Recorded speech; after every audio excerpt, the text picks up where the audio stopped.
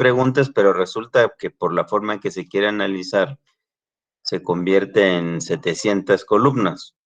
Eso podría ser. Todo depende, pues, del diseño de la encuesta.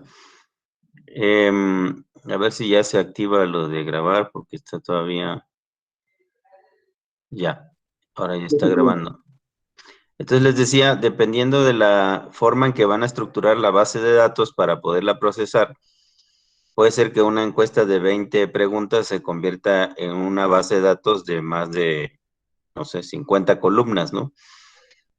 Es parte de lo que tienen que entender. Y de una vez, pues les cuento que en los estudios que nosotros hacemos tenemos dos tipos de encuestas, las de preferencias reveladas y las de preferencias declaradas. Las preferencias reveladas normalmente son o están relacionadas con lo que hacemos todos los días o hacemos regularmente, ¿no? Por ejemplo, esto de los hábitos diarios o hábitos de consumo, hábitos de desplazamiento, en fin. Entonces, más o menos de forma regular hacemos o tomamos esas decisiones. Y eso es lo que normalmente nos preguntan en este tipo de encuestas, ¿no? ¿Cuántos días a la semana realiza viajes? ¿Qué tipo de viajes son? ¿Con qué frecuencia? ¿Cuánto le cuesta? ¿Cuánto se tarda? En fin, ese tipo de preguntas son del tipo de preferencias reveladas. Ustedes están diciendo lo que es, ¿no? En función de su comportamiento y en función de cada pregunta, pues darán las respuestas. Habrán notado ahí que generalmente hay dos tipos también de preguntas, o hasta tres, ¿no? Preguntas abiertas, preguntas cerradas o preguntas mixtas. Preguntas abiertas es simplemente te preguntan algo y tú explicas ahí lo que quieras y pues eso se escribe. Y para cada caso, bueno, pues cada persona va redactando lo que le corresponde. Sin embargo, el problema de esto, cuando haces preguntas abiertas, es que es muy difícil de procesar. O sea, sí tienes la opinión específica de cada caso, pero después en el procesamiento, pues si son 1000 encuestas, tienes que revisar y leer 1000 respuestas, que pueden ser muy distintas y luego definir un criterio para agruparlas, para ver cuál es la percepción o la respuesta de las personas. Ese es el caso de las preguntas abiertas. Sí te da información de detalle, el problema es luego cómo procesas eso. Se puede procesar, pero ahí se pierde cierta información a la hora de agrupar. Por el otro lado, las preguntas cerradas, pues tienen un número de opciones fijas, ¿no? Por ejemplo, ¿cuántas veces a la semana se desplaza? Uno, entre 3 y 5 o más de 5, ¿no? Pues puede ser las tres posibilidades y ya ustedes especifican cuál, ¿no?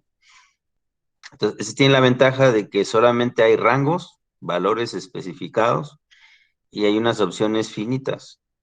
Y se deja la posibilidad, en caso de que no sea de esas donde la mayor parte de la gente va a escoger alguna de las tres, entonces ya especificas alguna otra situación, una situación particular. Este tipo de encuestas son más rápidas porque pues el usuario solamente tiene tres elecciones que elegir entre tres opciones o indicar cuál es su caso en particular, ¿no? Entonces es más fácil de procesar y se aplica en menor tiempo, si tiene esa ventaja. Y esas son las encuestas de preferencias reveladas. La otra que puede ser es una opinión en la cual se da unas ciertas escalas, ¿no? Bueno, regular o malo, pueden ser subjetivas, pueden ser numéricas, pueden ser jerárquicas, en fin, pueden ser de diferentes tipos, pero al final de cuentas, pues están cerradas, tienen la diferencia de las cerradas que pueden realizar una jerarquía, un orden, ¿no? A diferencia de las cerradas que simplemente te dicen lo que es. Entonces, esos son, digamos, los tres tipos de pregunta que se hacen en una encuesta de preferencias reveladas. En una encuesta de preferencias declaradas, lo que difiere es que normalmente es una situación que no existe. Entonces ustedes se van a pronunciar sobre algo que van a hacer, o alguna decisión que van a tomar, en el supuesto de que tal cosa se presente, ¿no? O en el supuesto tal que suceda esta situación, o que se presente este caso. Entonces son situaciones que no son reales, son hipotéticas. Y estas se utilizan para determinar, pues, cuál sería la preferencia de ustedes o de las personas en función de cada una de sus características. Y normalmente se utilizan para hacer proyectos o saber el número de usuarios o consumidores que va a tener un proyecto. Por ejemplo, cuando van a hacer una nueva carretera, pues si tú le preguntas preferencias reveladas, si quieres hacer una encuesta de ese tipo, pues no lo vas a poder hacer porque no existe la situación actual. Entonces tú le dices, oye, ¿cuántas veces utilizas la autopista fulana que no existe? Pues obviamente que te va a decir ninguna porque ni sabía que existía, ¿no? Entonces, en ese caso, cuando son proyectos nuevos, lo que se pregunta es la intención de las personas, ¿no? Usted, si hubiera una carretera de tal lado a tal lado, ¿usted la usaría? ¿O bajo qué condiciones la usaría? Y generalmente, además de conocer las personas que lo utilizarían, se utiliza para hacer determinar ciertos parámetros de la elección, que puede ser qué tan importante es para ustedes el tiempo o el costo o el peaje o el ambiente o lo que ustedes quieran, ¿no? Diferentes situaciones a las que ustedes son sensibles y se coloca a la persona en una situación de elección. Sí, para que la persona pueda declarar su intención, tienes que mostrarle dos alternativas, al menos, ¿no? La alternativa actual, que es por donde actualmente se mueve, y una alternativa de un proyecto futuro, que es en donde se podría mover en función de las necesidades de movilidad de esa persona y en función también de los costos. Entonces, eso se llama, eh, o lo que generalmente se utiliza, son encuestas de preferencias de elección. Y bueno, pues hay toda una técnica para poder estimar la disponibilidad al pago de las personas, ya sea por pagar una tarifa y tener mayor tiempo, o tener algún servicio ambiental, por ejemplo, algún servicio de otro tipo a cambio de un cierto costo, ¿no? Normalmente contrastas el lado positivo y el lado negativo. Bueno, eso lo veremos más a detalle, simplemente era para referirles que este tipo de encuestas que están ustedes analizando es de preferencias reveladas. La gente menciona qué es lo que hace sobre algo, sobre un comportamiento pues diario, ¿no? O cotidiano. Entonces esas respuestas que ustedes tienen, no sé si hay alguna pregunta que sea de una situación inexistente, pero si es uso de tiempo, generalmente es sobre lo que hoy hacen, ¿no? Entonces, bueno, pues esa es la información de ese tipo de encuestas que ustedes están analizando, ¿no? Esto, bueno, veo aquí que hay varias, dice que, es que lo escribí, yo perdón, pensé que ya habían escrito preguntas, no veo ahí preguntas. Entonces, bueno, ¿tienen preguntas? Porque si no, pues voy a pasar ya al tema de oferta y demanda. Ustedes tenían ahí una lectura de los 4 capítulos del libro. Bueno, pues también ahí aprovecho para comentar. Insistir, no me manden mensajes privados para hacerme preguntas del curso, mándenlas al grupo para que todo el mundo pueda aprovechar esas respuestas y tener claridad. Es difícil para mí por responderle a cada uno de ustedes, primero porque no los tengo registrados, no sé ni quiénes son, y número dos, porque para eso hicimos el grupo, para eso es, para que ustedes hagan sus preguntas y los demás o todo mundo pueda tener la información de las dudas que van teniendo. Yo no he visto hasta ahora en el tablero que nadie haya hecho, bueno, salvo la primera vez, creo que alguien preguntó algo. Yo no veo que hagan preguntas. Entonces yo no sé y se los pregunto cada vez que nos vemos. Yo no sé si está siendo efectivo lo que estamos haciendo, si lo están entendiendo. Bueno, he visto que algunas cosas no las han entendido, por eso las he tratado de reforzar, pero es parte de la función que tienen que hacer ustedes, es decir, oiga, esto no lo entiendo, o esto no me quedó claro, o tengo esta dificultad, ¿no? Entonces, la vez pasada me dijeron, denos más plazo para analizar las encuestas, y pues, o sea, salvo la pregunta que son 700 registros o columnas, no sé si sea eso, pero bueno, eso es lo que ustedes comentan, eh, pues sí me sorprende que no haya más preguntas. Entonces, quiere decir que no lo están haciendo o que le entienden todo muy bien, no sé, la verdad no sé. Entonces yo voy así como caminando a ciegas, ¿eh? Si ustedes no me dan referencias, pues yo voy a seguir caminando a ciegas y tratando de hacer lo que yo creo que está bien, aunque no tengo una respuesta.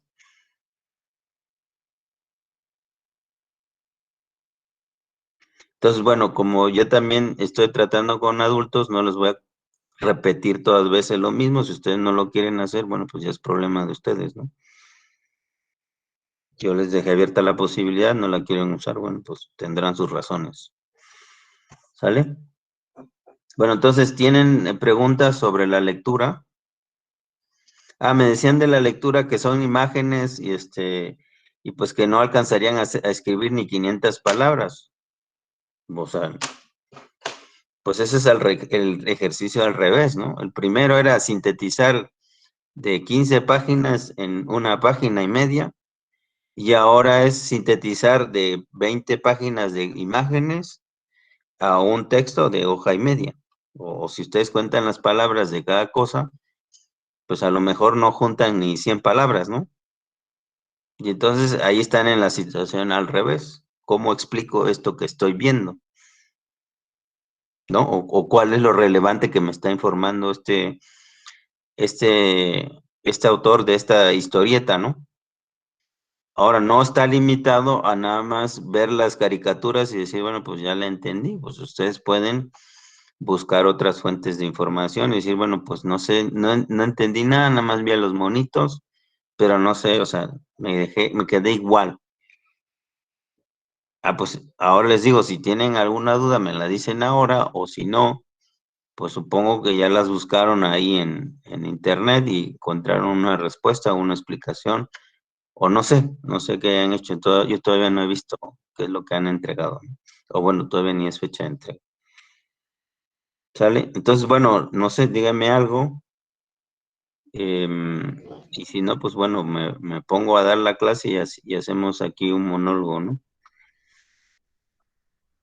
A ese respecto, ingeniero, yo le quería preguntar si es posible que para este ejercicio, esta actividad, sea posible que hagamos el documento, nuestro documento escrito, en formato de ensayo, es decir, que podamos incluir percepciones personales más allá de la información que se vaya a sintetizar.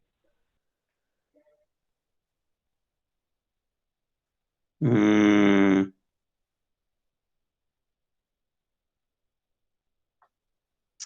mm, es que normalmente un ensayo lo haces cuando ya tienes el conocimiento claro, ¿no? Conoces una problemática y entonces das tu opinión, o conoces la teoría y das tu opinión. Si ustedes tienen todo el conocimiento que está ahí referido y le está claro, entonces, pues sí, podría estar de acuerdo y que lo hagan como un ensayo. No sé si ese sea el caso. Que todo lo que vieron ahí está claro para todos.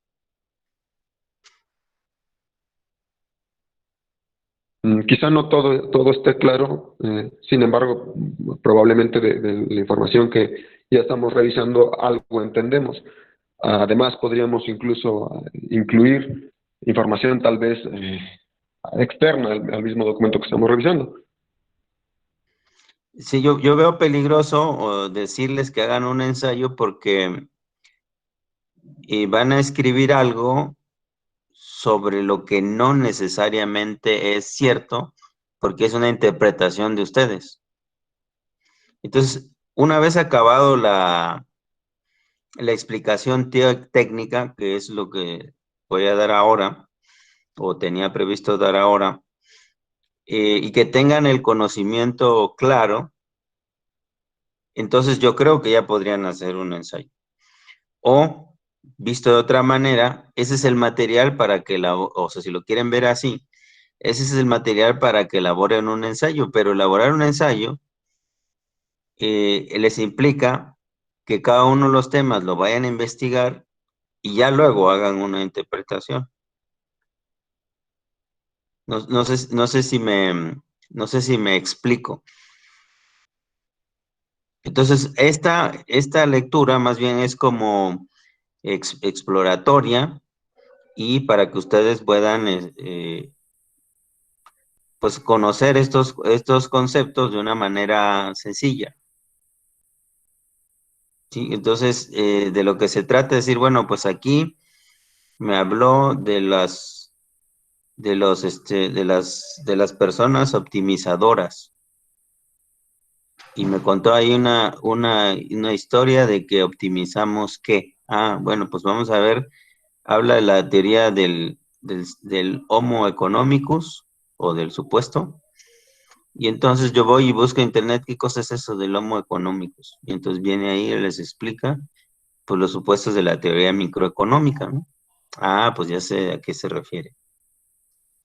Sí, entonces implica una búsqueda mínima para aclarar los conceptos. Entonces o sea, es un doble trabajo si yo les pido un ensayo, porque además de conocer los conceptos, luego van a tener que dar una opinión sobre eso. Entonces, si ustedes quieren, o sea, es un nivel más alto de complejidad, si ustedes dicen, oye, pues sí, me parece, o sea, por mí adelante, ¿no?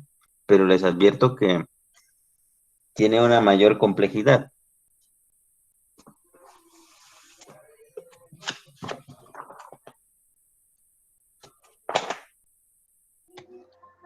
Ingeniero, y debido a esto no se puede que en este caso permita disminuir el rango de las características de la ficha de lectura. Es que ya que no podemos hacer un ensayo, como dices, de más dificultad, pero hacer la ficha de lectura con menos palabras.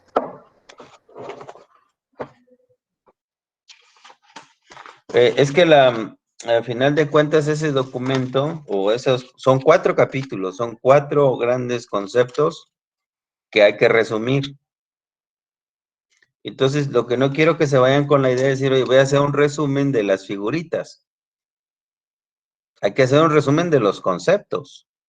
Y hay bastantes conceptos ahí que están explicados tratados de explicar de una manera sencilla, que yo no me queda claro si ustedes los están entendiendo en toda su complejidad, ¿no? Entonces, si yo les digo, pues está bien, hagan 100 palabras, entonces yo no sé qué me vayan a poner ahí porque son 4 grandes conceptos.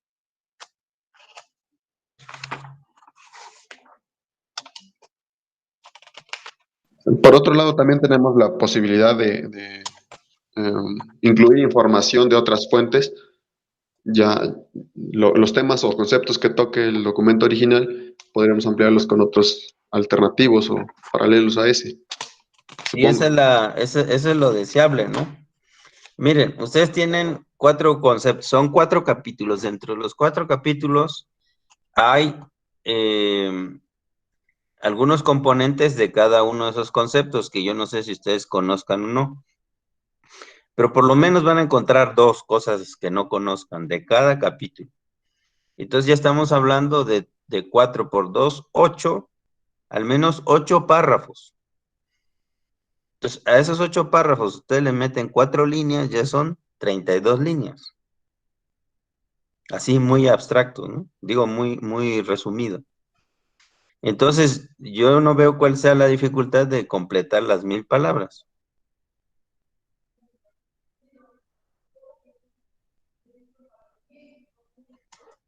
Entonces, si ustedes van a, les digo, a ver, díganme el nombre del capítulo 1.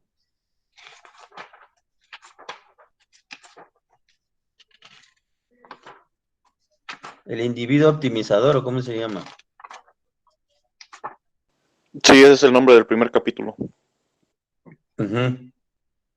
Entonces ahí ya habla, si ustedes ponen, a ver, voy a hacerlo como si fuera yo ustedes. Individuo. Optimizador.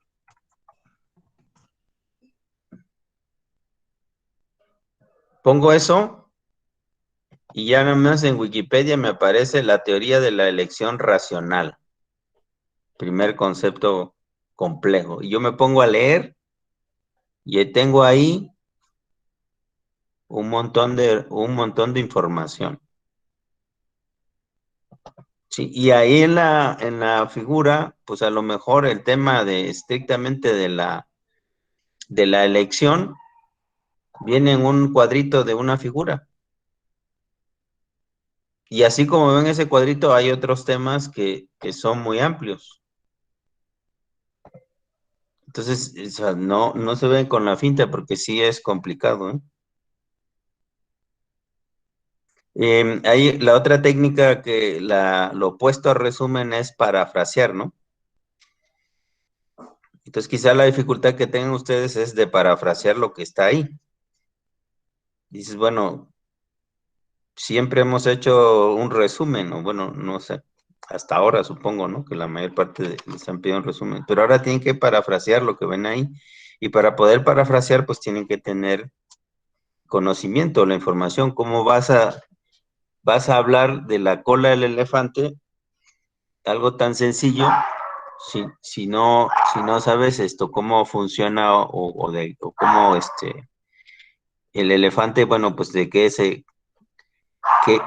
elementos más tiene, ¿no? O qué relación tiene el tamaño del elefante con la cola que tiene, ¿no? Y entonces ahí, pues hasta suena chiste, y hay un chiste así, ¿no? Entonces hay que parafrasear lo de la cola de elefante, ese es su tema. Y entonces pues tienes que poner elementos que permitan entender la relación de la cola del elefante con todo el elefante. Ok, lo que entiendo es que podemos, por ejemplo, buscar eso de la mano invisible, ir no sé, a una información fidedigna y de lo que viene ahí, aumentar elementos con lo que encontramos. Es correcto. Ok. Sí, entonces, por ejemplo, a mí eso de la mano invisible me da curiosidad y lo puedo buscar ahí en el internet y van a saber de dónde vino, quién lo propuso y una explicación más amplia de qué cosa es la mano invisible, ¿no? Y eso es lo que vamos a ver ahora, la oferta y la demanda y el equilibrio, pues se supone que es la mano invisible que hace que todo eso se cumpla. Inge, y pregunta, nada más, me surgió la duda. ¿Qué relación tiene la materia de transporte con estas cuestiones económicas? Completamente todo. Les decía yo que el sistema de transporte se puede analizar a través de la oferta, la demanda y el equilibrio. Esa es una de las aportaciones de bueno, si lo veo nada más como un ingeniero, pues yo les hablo de las características de las vías y de las personas que las usan y punto, ahí se acabó. Pero justamente la contribución en este curso que estoy dando es, y para que entiendan además que es, cuando decimos que es multidisciplinario, no es simplemente un discurso, es una realidad. Yo hice un doctorado en ciencias económicas y gracias a eso he podido entender este problema del transporte. Y todo lo que hago siempre es contrastar la oferta con la demanda, la relación que tienen y qué tan lejos del equilibrio están. Y todo se resume a alcanzar ese equilibrio, a buscar que las cosas estén equilibradas. Si ustedes lo llevan a su vida diaria, dicen, bueno, pues, ¿por qué yo siempre tengo problemas económicos o por qué no los tengo? Pues es muy sencillo. Ustedes cuánto reciben de ingresos, cuánto gastan, y eso es su balance. Si ustedes gastan más de lo que ganan, siempre van a tener deudas y siempre van a tener problemas. Ganen 10 pesos o ganen 5 millones. Si gastan más de lo que pueden producir, siempre van a estar en desequilibrio. Y esa es oferta, es demanda y es equilibrio. Entonces, estos conceptos son tan amplios que los pueden aplicar y es un poco el interés de que ustedes lean estas caricaturas, quizás pueda sonar a algo sin importancia, pero tiene un gran fondo. Y que bueno, es tan complejo que quizá la manera más sencilla de explicarlo es así, o sea, de una manera lo más sencilla posible, a través de figuras, ¿no? Porque la otra es decir, a ver, léanse los capítulos 3 y 4 libros de microeconomía, pues los van a leer y medios que los van a entender, de ahí que los puedan aplicar, pues está en chino, ¿no?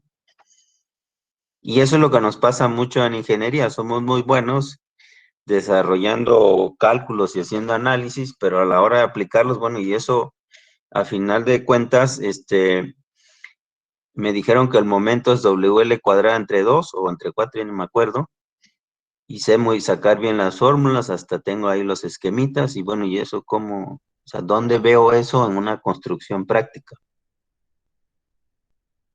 Pues quién sabe, eso fueron ideas del maestro, o porque así lo marcaba el programa, pero pues yo nunca he visto eso de el WL cuadrado entre 2 o entre 4, ¿no?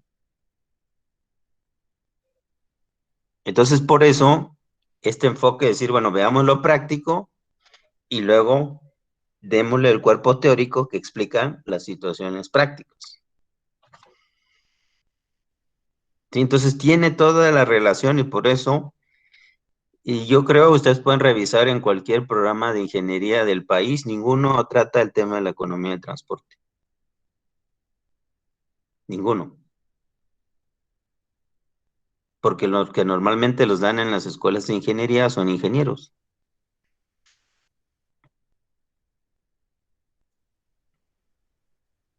Entonces tiene toda la relación y justamente lo que siguen las unidades es mostrarles la aplicación que tienen para sacar los peajes, para sacar la situación en los niveles de servicio. Todo es oferta, demanda y equilibrio, todo. O sea, no así en esos términos, ¿no? Sino es una manera abstracta de decirlo, ¿no? Entonces, no es que estemos ahí perdiendo el tiempo, ¿eh? ¿Alguna otra consulta?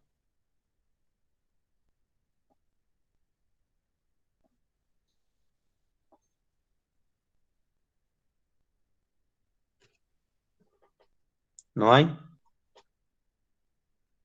Entonces, ¿queda clara la lectura? De mi parte sí, ingeniero, gracias. Ok. Bien, entonces, hay también técnicas para parafrasear, para todo hay técnicas, ¿no? Entonces, bueno, ustedes con esta base ahora sí que tienen el resumen, lo que tienen que hacer es la contraparte del resumen, ¿no? Ampliar esa información para que lo entiendan en su fondo. A ver, les voy a poner.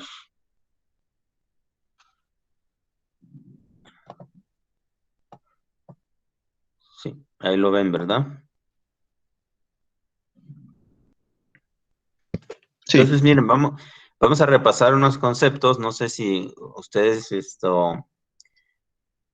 han llevado algo de evaluación económica o análisis económico, o no sé si no sé la especialidad que hayan estudiado en la preparatoria, pero estos conceptos de oferta y demanda, pues son algo básico, ¿no? Y se resumen a una representación como la que tenemos aquí en un plano cartesiano, en donde por un lado tenemos el precio, que aquí yo lo puse en el eje de las Y, y la cantidad, que lo puse en el eje de las X, pero lo podría haber puesto al revés. Entonces no se vayan con la finta, porque igual lo puedo cambiar, ¿no? Al final en un plano, pues ustedes ponen lo que quieran. Entonces lo hemos hecho así por simplicidad y normalmente así se representa de muchos de los libros de texto. Entonces vamos a ver primero la oferta, luego la demanda y luego el equilibrio. Perdón, la demanda, luego la oferta y luego el equilibrio. Entonces acá vamos a ver cuál es la relación entre precio y cantidad consumida si nosotros estamos hablando de 1 kilo de manzanas. ¿Cómo sería la función que representa esa relación?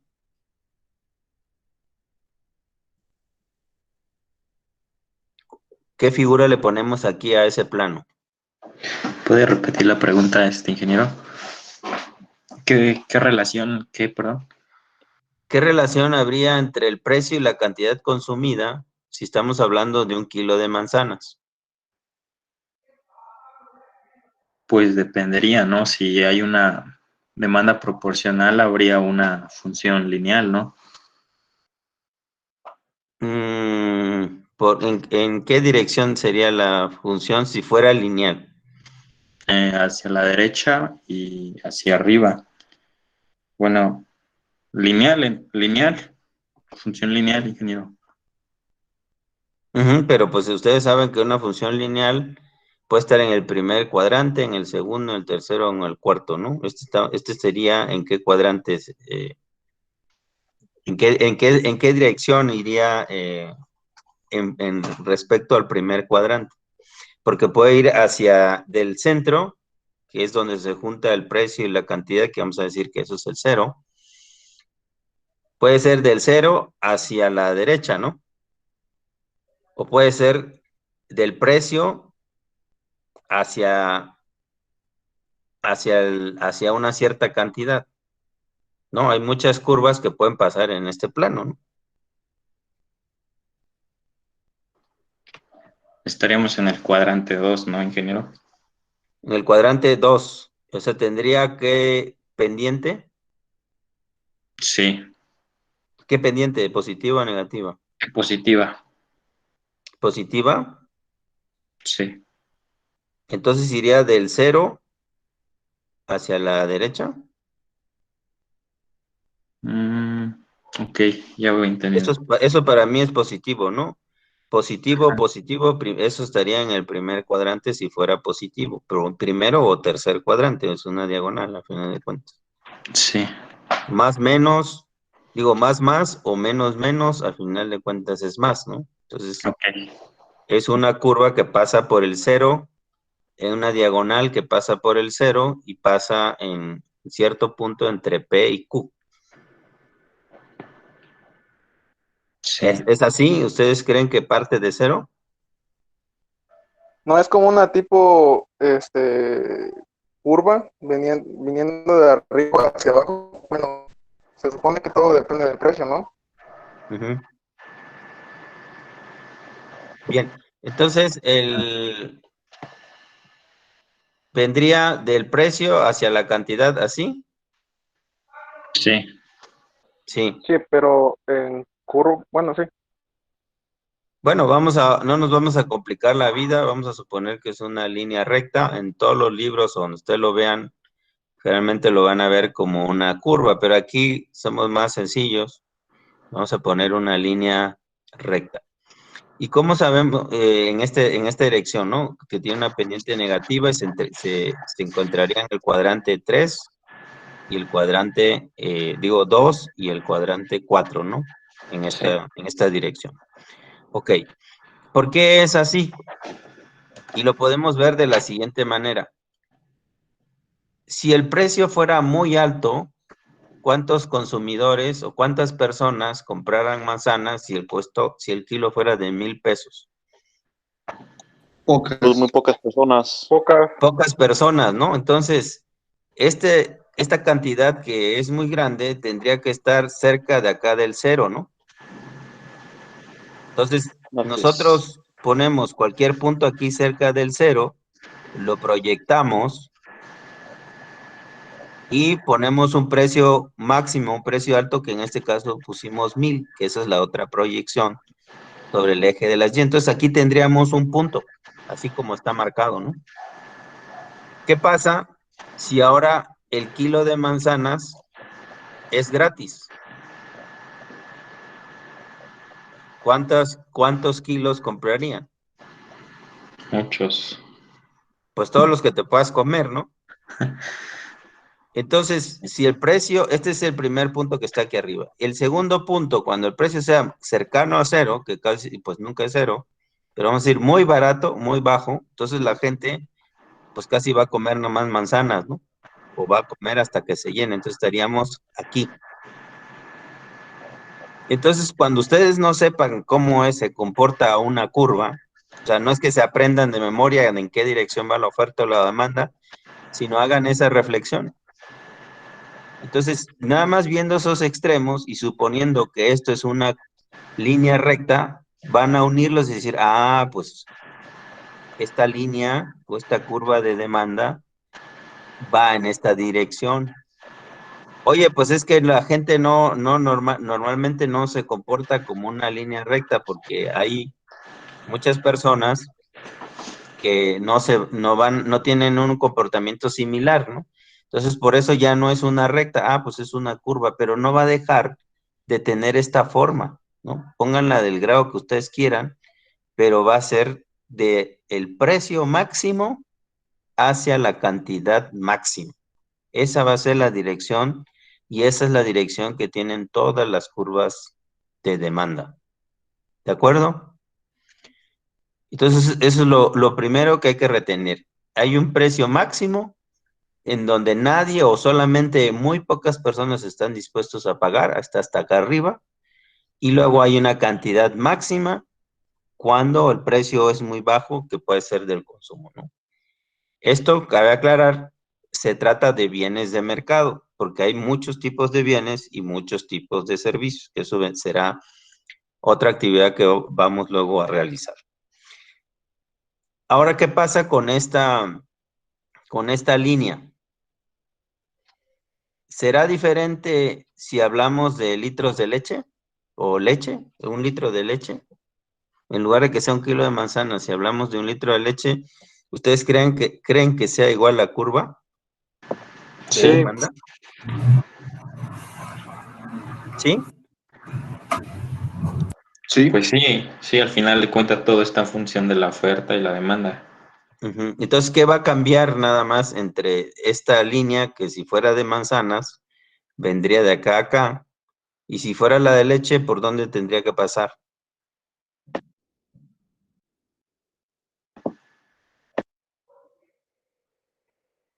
¿Estaría más abajo? ¿Estaría más arriba?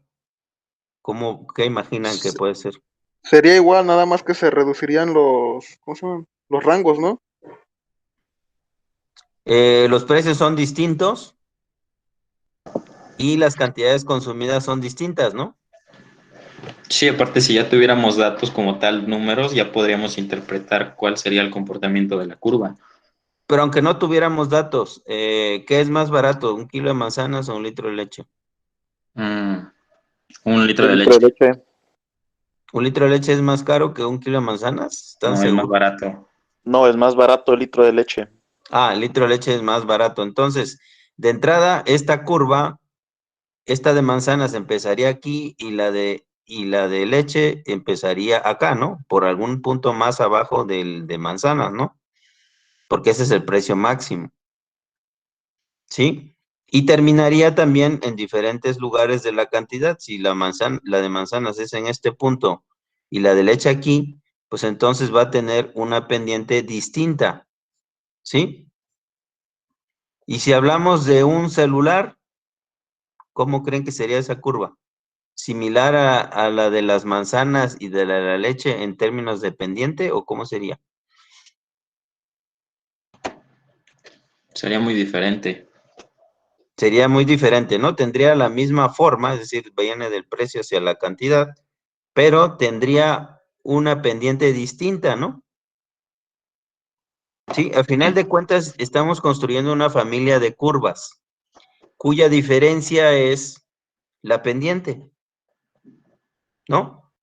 Y si Sí. ponemos aquí todos los bienes de mercado, pues tendríamos todas las familias de curvas, si asumimos que todas son líneas rectas, pues aquí tendríamos un montón de líneas rectas que se van a ir separando en función de su pendiente. Entonces, ¿qué quiere decir? Que esa pendiente se va a ir modificando para volverse una línea horizontal, en el caso extremo, o una línea vertical en el otro caso, ¿no? Entonces, la familia de curvas se va a ir moviendo desde una línea horizontal hasta una línea vertical, ¿sí? Y eso le da nombre, y eso se los voy a encargar de tarea para la siguiente sesión. ¿Cuáles son esos bienes o esos casos en donde la línea es vertical y la línea es horizontal? Son los extremos de esta familia de curvas. Nosotros estamos viendo, pues quizá la más, la que está a la mitad de toda esa familia de curvas, que es esta, que si aquí esto fuera proporcional el precio a la cantidad, pues esto sería una curva de una recta de 45 grados, ¿no?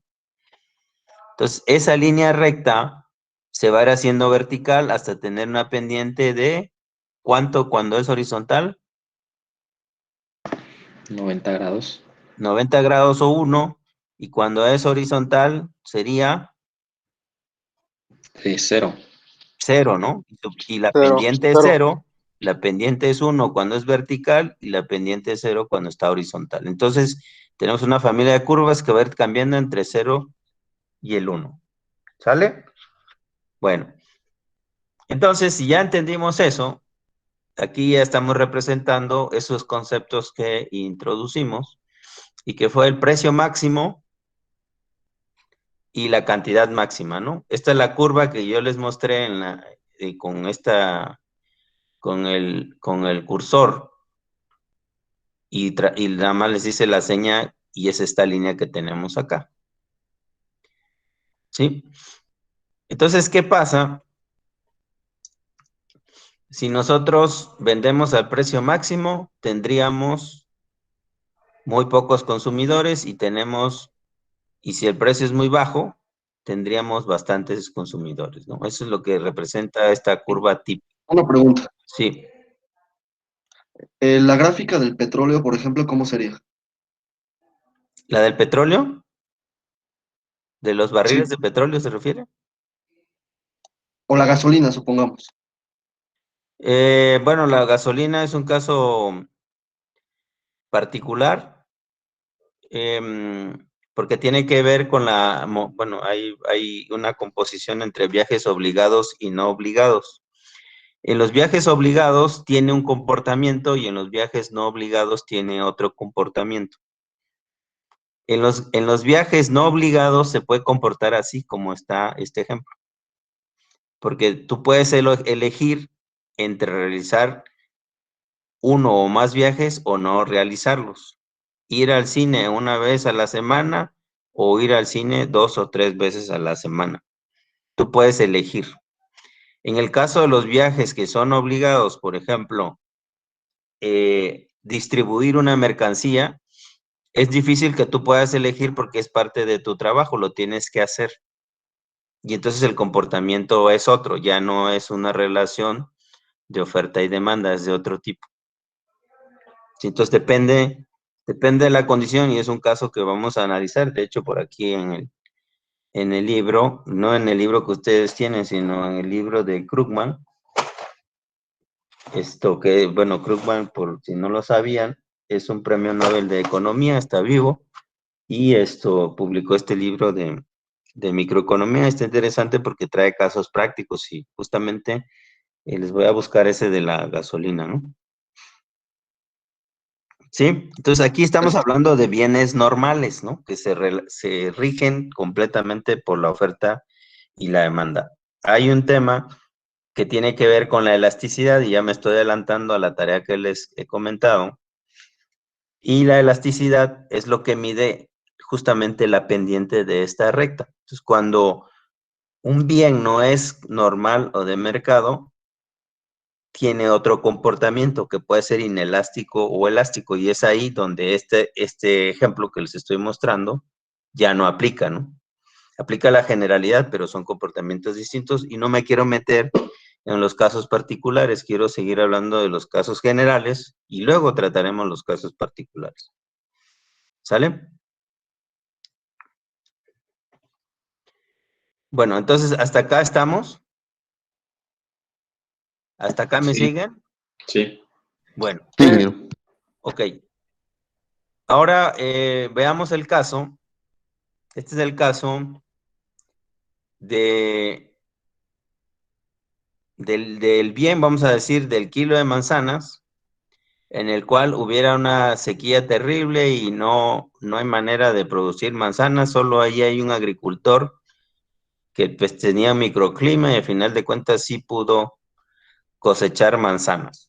Entonces, este precio de las manzanas se va al precio muy alto, ¿no? Y entonces ahí, ¿quiénes serían los que podrían comprar un kilo de manzanas?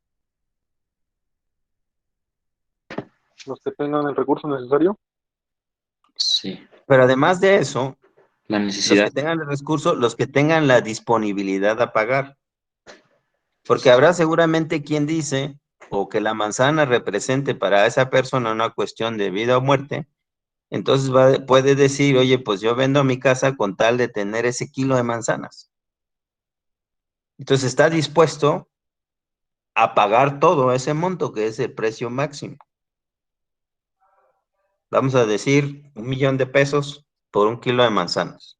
Está dispuesto a pagarlo, pero habrá quien diga que no. Oye, pues un kilo de manzanas, pues yo puedo hacer otra cosa y pues puedo prescindir del kilo de manzanas. Pero esta persona sí está dispuesta a pagar. Generalmente son las personas que tienen mayores ingresos o mayores recursos. O en este caso extraordinario, si fuera la salud, que eso también se comporta de otra manera, que uno si estuviera enfermo, pues está dispuesto a darlo todo con tal de estar sano, ¿no? Bueno, depende de qué enfermedad tengas. Pero si, por ejemplo, estamos hablando de un cáncer, pues ¿cuántas personas están dispuestos a gastar lo que sea necesario y hasta lo que no tengan con tal de salvar su vida? Pero eso ya es otro caso particular, ¿no? Entonces aquí a lo que voy es que hay una persona que está dispuesta a pagar 1,000,000 de pesos y esas son, aquí lo dice, muy pocas, ¿sí? Las que pueden comprar ese kilo de manzanas de este señor que logró cosechar, pues no sé, 10 o 20 kilos o no sé cuántos. Entonces muy pocos van a estar dispuestos a pagar todo esto. Eso es al principio de la temporada y resulta que después se enteran o después aparecen otros vendedores y hay mayor producción. Y entonces empiezan ya a comercializar las manzanas y resulta que el primer precio o un primer precio de referencia a un cierto momento en el tiempo, resulta que la fijan a un precio 3, ¿no? Vamos a decir 150 pesos el kilo de manzanas, ¿sale? A ese precio, entonces ya va a haber esta cantidad Q3 de consumidores, que va a ser mucho más grande que los que estaban dispuestos a pagar esto. ¿Qué pasa con este señor o estos señores que están dispuestos a pagar 1,000,000 de pesos y ahora van a pagar 150? ¿Cómo se van a sentir?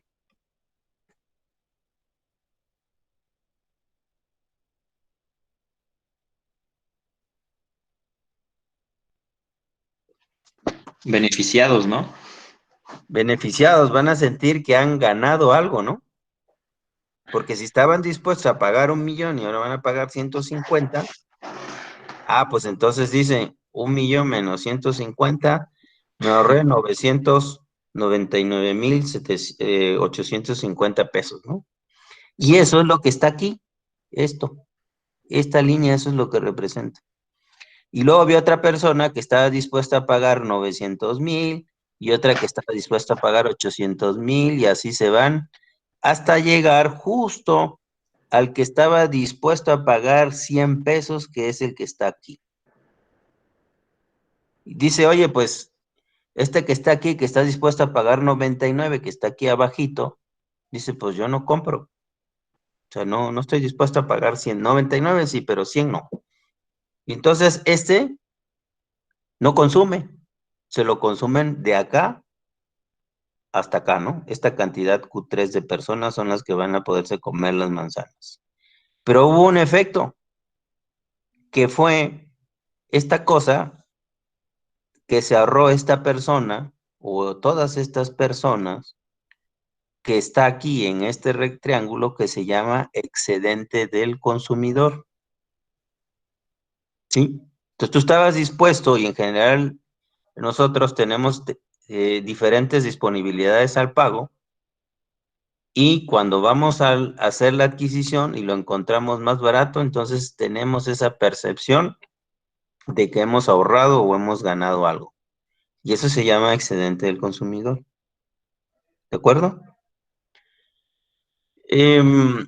Bueno, este es sencillo en el caso simplemente donde hay una gran variación entre el precio máximo y cualquiera de los precios en un cierto punto. ¿Qué pasa después si del punto 3 se reduce el precio, hay más manzanas y empieza a haber competencia entre los vendedores, empiezan a bajar los precios y bajó a P2, porque es uno de los efectos de la competencia, ¿no? Si hay más oferta, hay más quienes quieran vender su kilo de manzanas a 1,000,000 de pesos y no hay tantos que estén dispuestos a pagar 1,000,000 de pesos, pues entonces, ¿qué es lo que hay que hacer? Hay que bajar los precios para que aumente el número de personas o cubra más personas que están dispuestas a pagar ese monto, ¿no? Entonces aquí ya hay más producción de manzanas, hay más competencia y eso hace que bajen los precios. Entonces bajan el precio al punto P2.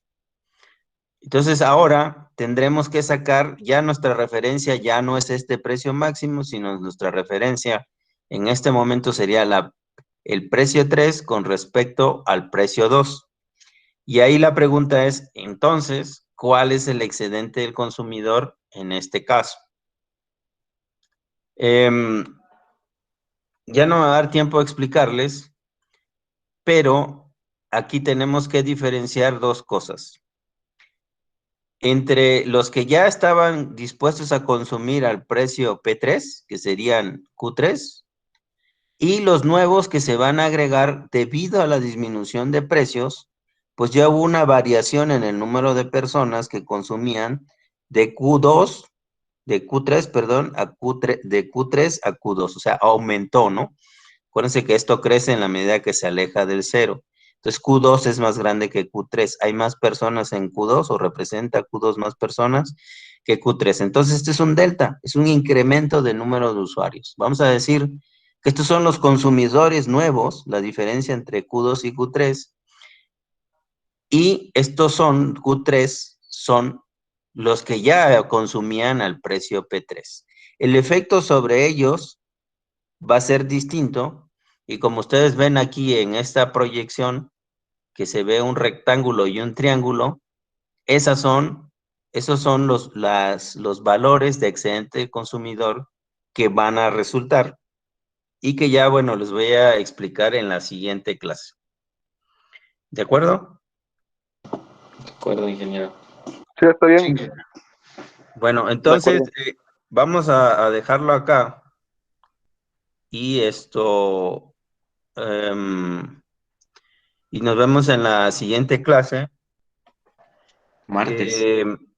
Va a ser el martes, no sé si el martes. ¿Qué tienen pendiente de entregar el lunes? El plazo que nos dio para los datos y unas tareas más de la historieta, por así decirlo.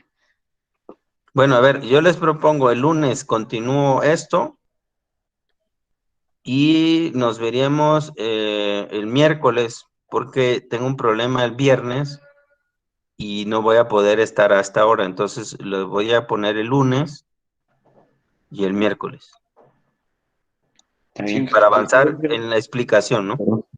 Está bien, ingeniero. Listo, pues. Entonces, ahí les mando el video y nos vemos el lunes. Les mando la invitación. Gracias, ingeniero. Hasta luego. Listo, bye. Luego.